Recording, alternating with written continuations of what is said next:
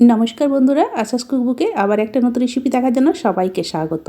আজকে আমি তোমাদের সাথে শেয়ার করব খেজুর গুড় দিয়ে চুষি পিঠার রেসিপি। শীতকাল মানেই নানা রকম পিঠে।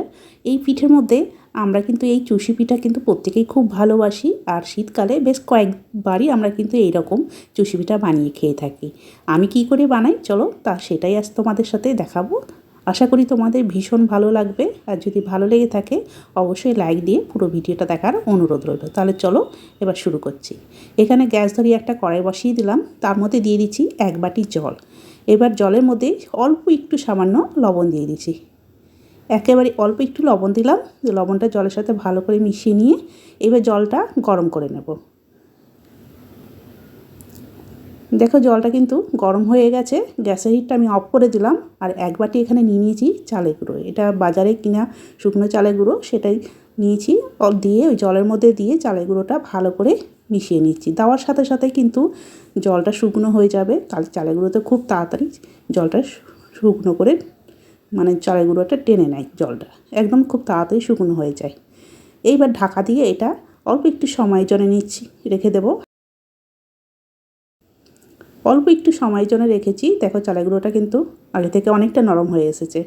এইবার চালের গুঁড়োটা আমি কড়াই থেকে তুলে নিয়ে একটা বড় প্লেটের মধ্যে ঢেলে নিচ্ছি। প্লেটের মধ্যে ঢেলে নিলাম। এবার হালকা গরম থাকতে থাকতেই এটাকে ভালো করে মেখে নেব। এটা পুরো ঠান্ডা করে মাখলে হবে না, এটা হালকা গরম থাকতে থাকতেই ভালো করে মেখে নিতে হবে, তাহলে কিন্তু একদম খুব সুন্দর মাখানো হবে। তাই অল্প একটু সময় নিয়ে কিন্তু ভালো করে যেমন আটা মাখি সেইভাবে আমি মেখে নিলাম।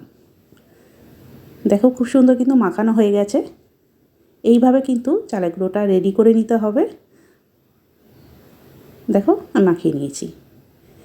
এবার ঢাকা দিয়ে রেখে দিলাম যাতে শুকনো না হয়ে যায়।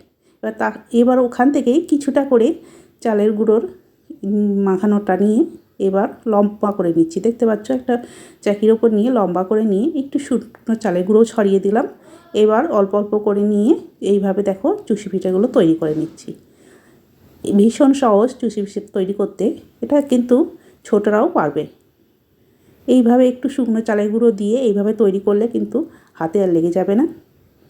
তাই এইভাবে দেখো ঝটঝট করে তৈরি হয়ে যাচ্ছে।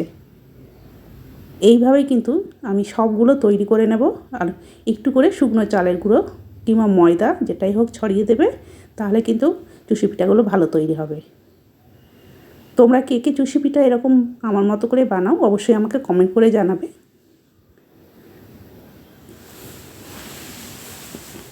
দেখো খুব তাড়াতাড়ি কিন্তু তৈরি হয়ে যাচ্ছে।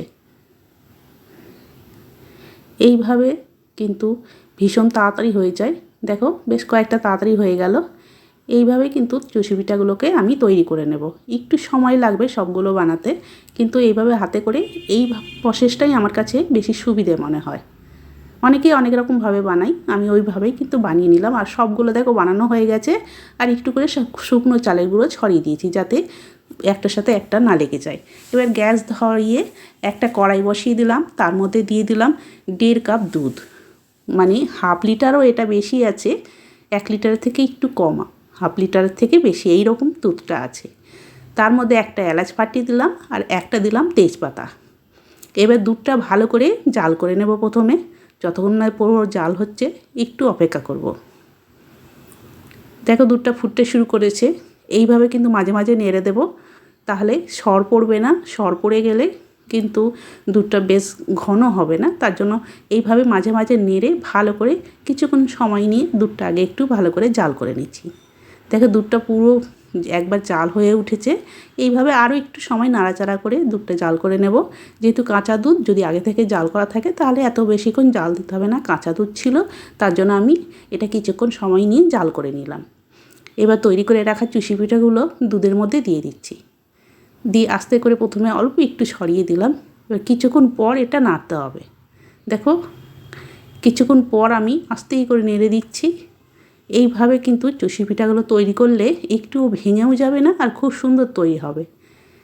এইবার এটাকে আরও 6 থেকে 7 মিনিট এইভাবে একটু মিডিয়াম টু লো হিটে ভালো করে ফুটিয়ে নেব। এতে চুষি পিঠাগুলো খুব সুন্দর সেদ্ধ হয়ে যাবে।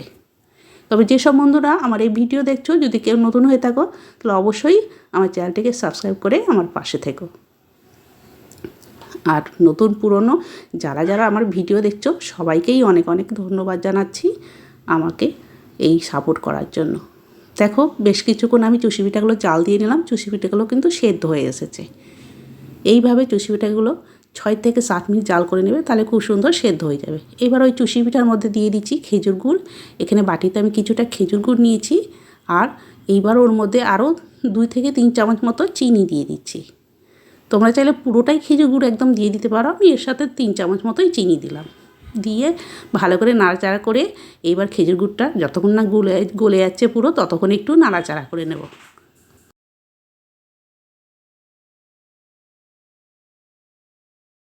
দেখো কিছুক্ষণ নাড়াচাড়া করতে করতে গুড়টা কিন্তু একেবারে গলে গেছে, আর দেখতেই পাচ্ছ কালারটা কিন্তু এবার চেঞ্জ হয়ে গেছে। খেজুর গুড় দিয়ে এইরকম চুষি পিঠা কিন্তু দুর্দান্ত লাগে খেতে। আর দেখো সবগুলোই কিন্তু গোটা গোটা আছে, একেবারে ভেঙে যায়নি। দারুণ সুন্দর তৈরি হয়ে গেল চুষি পিঠা। তোমরা কিন্তু এই চুষি পিঠা যেমন আমি 1 বাটি জলে 1 বাটি চালের গুঁড়ো দিয়েছি, সেই রকম মাপটাই দেবে, যে কোনো কাপ বা বাটিতে মেপে নেবে, তাহলে একদম ঠিকঠাক মতো তৈরি হবে। হয়ে গেল আমার এখানে চুষি পিঠা রেডি। এটা কিন্তু একটু ঠান্ডা ঠান্ডায় হলেই খেতে ভালো লাগে, অবশ্য গরমও খেতে পারো, কিন্তু যে কোনো পিঠে জিনিস একটু ঠান্ডা হলেই খেতে ভালো লাগে। তাই একটু ঠান্ডা হওয়ার পর তারপরে তোমাদের দেখাচ্ছি। ততক্ষণ একটু ঢাকা দিয়ে রেখে দিলাম ঠান্ডা হওয়ার জন্য। দেখো ঠান্ডা হয়ে যাওয়ার পর আমি এবার তোমাদের দেখাচ্ছি। দেখো কতটা সুন্দর হয়েছে, ভীষণ সুন্দর, ভীষণ টেস্টি একটা শীতকালের এই পিঠে রেসিপি। এইভাবে একবার তোমরাও বানিয়ে দেখবে, দেখবে খুবই ভালো লাগে খেতে। তাহলে বন্ধুরা আজকের আমার এই চুষি পিঠা রেসিপি তোমাদের কেমন লাগলো কমেন্ট করে কিন্তু অবশ্যই জানাবে। ভালো লেগে থাকলে বন্ধু আর ফ্যামিলির সাথে বেশি বেশি করে শেয়ার করে দেওয়ার অনুরোধ রইল। আর যারা নতুন বন্ধু এখন আমার চ্যানেলটিকে সাবস্ক্রাইব করোনি, তারা অবশ্যই আমার চ্যানেলটিকে সাবস্ক্রাইব করে আমার পাশে থেকো। তাহলে আজকের মতো আমি এখানেই শেষ করছি, আবার একটা নতুন রেসিপি নিয়ে চলে আসবো। সবাই ভালো থেকো, সুস্থ থেকো, সবাইকে অনেক অনেক ধন্যবাদ জানিয়ে আজকে আমি এখানেই শেষ করলাম।